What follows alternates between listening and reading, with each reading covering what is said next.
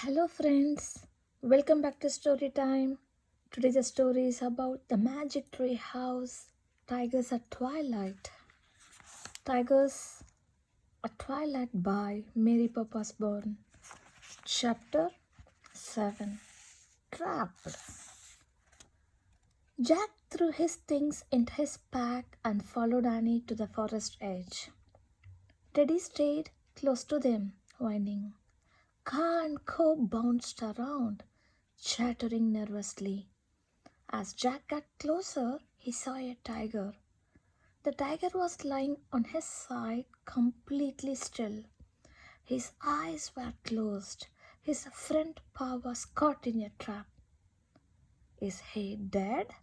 Said Jack. No, he's still breathing, Annie said. A tear ran down her cheek. He's worn out from struggling. He must have gotten caught last night. That's the sad sound we heard. What can we do? Said Jack. We have to free him, said Annie. She started toward the tiger. Wait, Jack grabbed her. Tigers eat people, you know. He took a deep breath. Let's see what the book says first. Hurry, said Annie.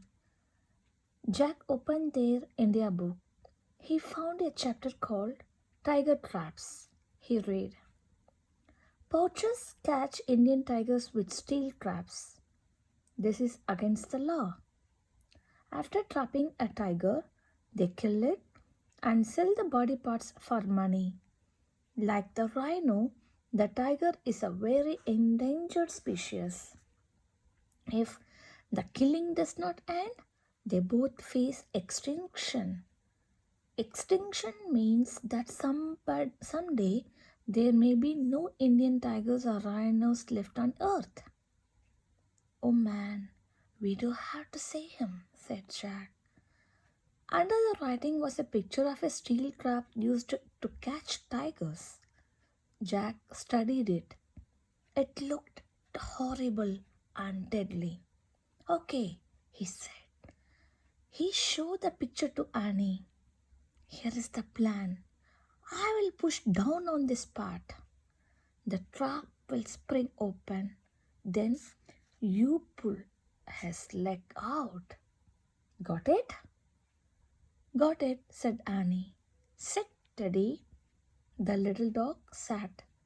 The langurs watched silently as Jack and Annie moved closer to the tiger.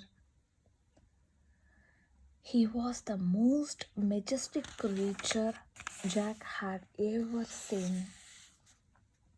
His huge head was a dark orange color. He had perfect black and white stripes around his wide face. The leg in the ugly steel trap was bleeding. Slowly, silently, Jack pushed down the lever. He raised the bar off the tiger's leg. The tiger kept sleeping. Slowly, silently, Annie freed the tiger's leg. She stroked his fur gently. Get well, she whispered. The tiger didn't move. Slowly, silently, Jack and Annie stood up. They turned around. They started tiptoeing back toward the langurs. Coo, coo, coo, warned Khan Coo. Jack and Annie turned back. The tiger was on his feet.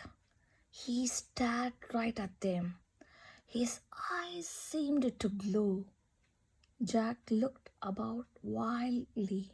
How could they escape? The tiger snarled at Jack and Annie. Then, slowly, silently, he started toward them. Chapter 8 Wonder Dog. The huge tiger limped closer and closer to Jack and Annie. Jack clapped his hands.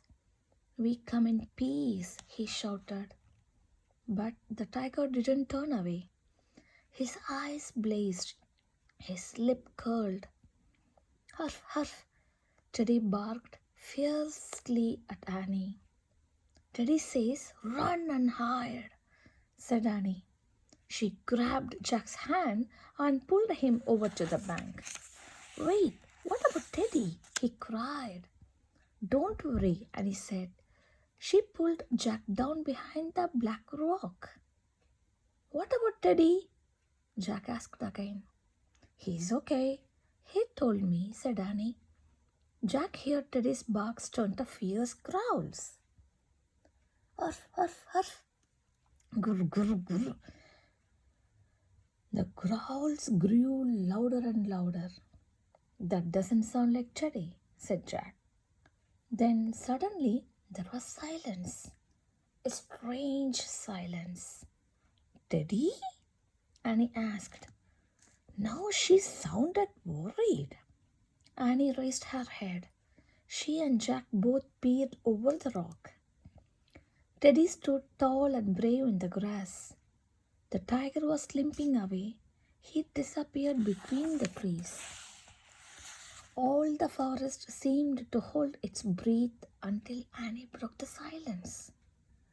"Teddy, you're a wonder dog," she said.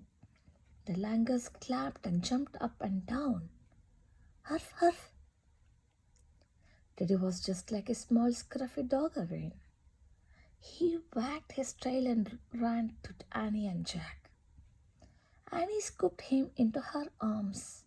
"You saved us," she said. "How did you drive away the tiger?" asked Jack, rubbing Teddy's head. "Did you turn into a wild dog?" Teddy just panted and licked them both. Jack pushed his glasses into place and looked back at the forest. "Well, I guess we won't be getting a thank you gift from that tiger," he said. Annie laughed. "I guess not," she said. "I wonder where our gift is." "And I wonder where the treehouse is," said Jack. Kaa and Co chattered at Jack. Then they bounded back down the bank, waving their arms. "They want us to follow them again," said Annie. "Come on."